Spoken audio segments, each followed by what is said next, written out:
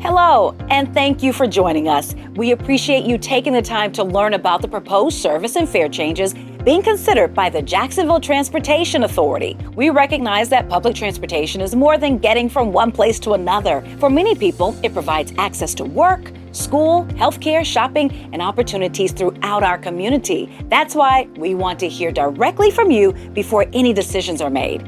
Now, this meeting is being designed to explain the proposed changes, why they're being considered, how they may affect customers, and what transportation alternatives will remain available. Most importantly, this is an opportunity for us to listen. Your comments and feedback will become a part of the public record and will help inform our board of directors before any final action is taken. We appreciate you taking time to be a part of the conversation and a part of the future of public transportation in our community. Again, your voice matters and your feedback plays an important role in helping us shape service that meets the needs of people who rely on transit every day. Let's take a closer look at the proposed Fiscal Year 2027 service changes and what they could mean for customers across our community. Now, as a part of the proposed Fiscal Year 2027 budget, the JTA is recommending several service changes designed to better align transportation service with customer demand while maintaining access throughout our network. Every recommendation made here today is a result of careful evaluation, analysis of ridership numbers, and where our customers are traveling in order to minimize impacts that these changes may cause. Now, if approved, these service changes would go into effect in October of 2026. So let's get right to it. We'll begin with proposed changes to frequency on 3 routes. Route 4 currently provides a bus at each stop every 30 minutes. Buses will now be scheduled to arrive every 45 minutes, extending bus frequency by 15 minutes. Routes 11 and 12, you can currently catch a bus every 30 minutes along these routes. A bus will now be provided every 60 minutes at stops along Route 11 and Route 12. Next, we'll review 4 routes proposed for elimination and alternatives available for customers to ensure continued access in each of these areas. Route 18 crosses over several other existing routes in the JTA system. In order to consolidate, Route 18 will be eliminated and customers will be able to utilize the new Route 10 to travel the Atlantic Boulevard area. If you're a rider and the Route 10 realignment doesn't cover the previous service area of Route 18, such as the Walmart area, for example, near Monument Road, you will be able to access this location using Route 19 with convenient transfers available at the Regency Square Hub.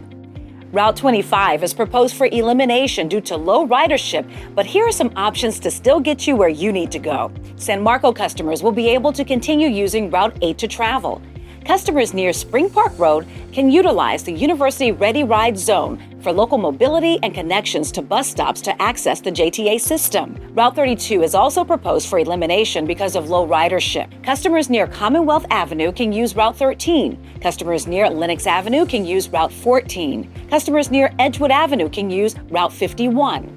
To help offset these changes, Route 53 will be expanded to strengthen connections between Edgewood, Moncrief, Amtrak, and the 103rd Street corridor.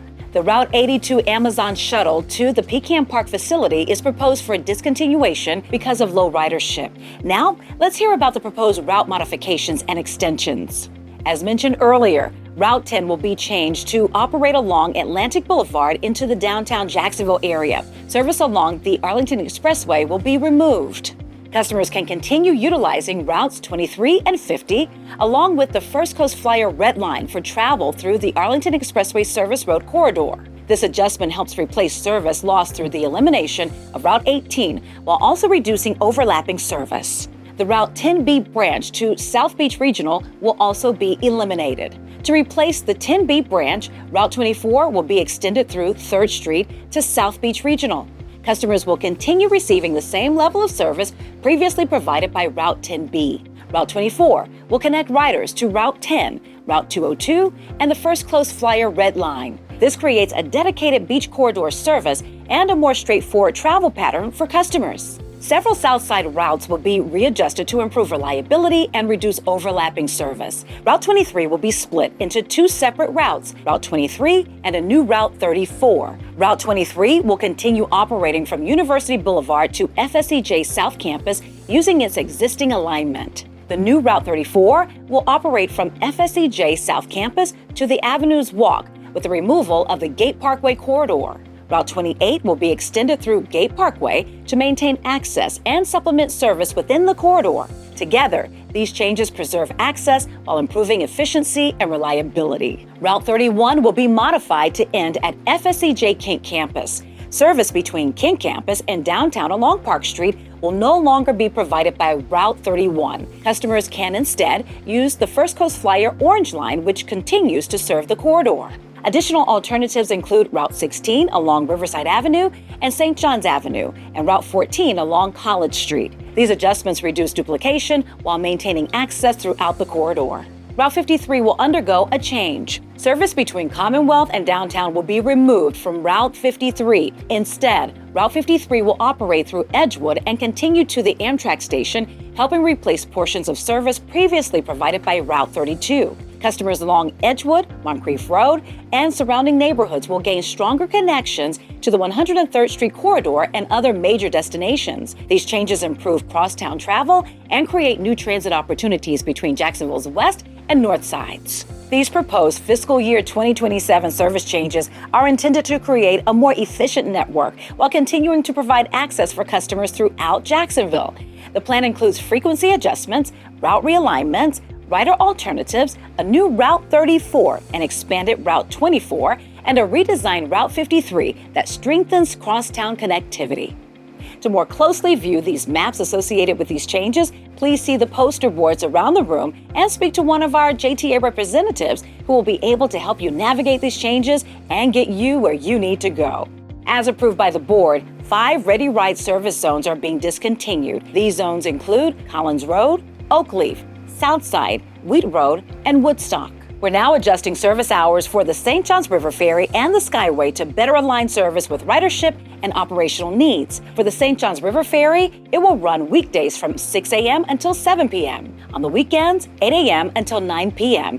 The Skyway will run weekdays from 7 a.m. until 7 p.m. These updated schedules are designed to maintain reliable service while ensuring resources are used efficiently. Next, let's discuss the proposed fare changes. If these fare changes are approved, they go into effect January 1st, 2027. The JTA hasn't increased fares since 2019, but we've continued improving service, expanding mobility options, and investing in our employees and customers. We've opened the Jacksonville Regional Transportation Center, launched new services like the implementation of our bus rapid transit lines and Navi. We've also implemented premium connection services for our paratransit customers and upgraded our software system to more efficiently plan your rides. We have also introduced customer programs such as Students Ride Free through the My Ride to School program, which allows all high school and middle school students to ride free of charge. We introduced a new program for our seniors that simplifies the way they access our bus system by simply using your Florida driver's license or state ID to ride for free.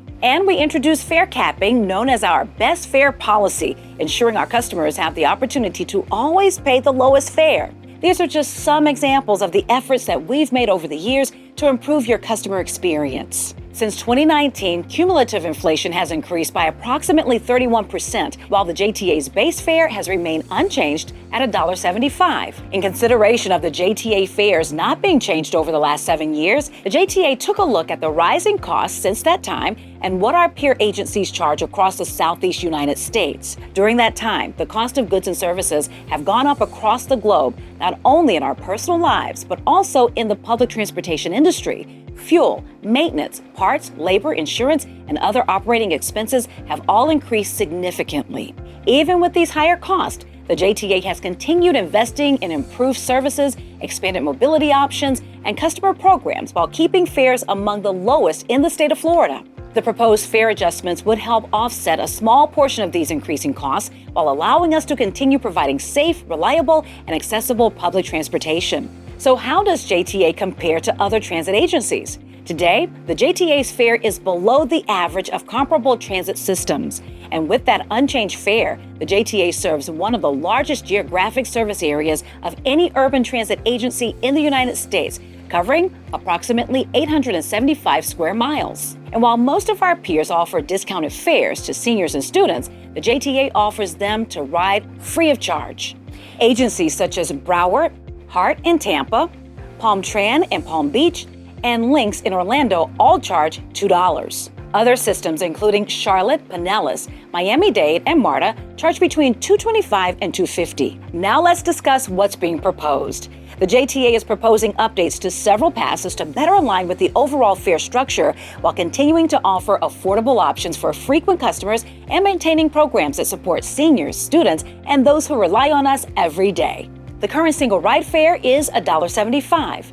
If approved beginning January 1st, 2027, the single ride fare will go up to $2. This would be the first permanent fare adjustment since, again, 2019. You'll find the full list of newly proposed fares on the boards around the room and on the handout that you'll receive to take home with you. The proposal includes a $1 increase for our Connection ADA and Transportation Disadvantaged services. If approved, the ADA fare would increase from $3 to $4 and the TD fare from $3.50 to $4.50. These proposed changes would not take effect until January 1st, 2027, and we're here today to gather your feedback before any final decisions are made. There is no proposed change to the Connection Plus fare, which would remain $10 for the first 12 miles and $2.50 per mile after, which was approved at the April 2nd, 2026 Board of Directors meeting. The St. Johns River Ferry has not had a fare adjustment since 2012. The proposed changes are designed to help offset a portion of the increased operation and maintenance costs while continuing to provide safe and reliable service. Here are the proposed fare changes. For example, for cars during the weekday, the fare would increase from $7 to $8. Again, for the full list of proposed fare changes, please reference the boards around the room and the handout being provided. The current mobile fare discounts are proposed to be eliminated effective October 1st, 2026, but customers would still be able to purchase fares through available payment options. As a part of our commitment to fiscal responsibility and management,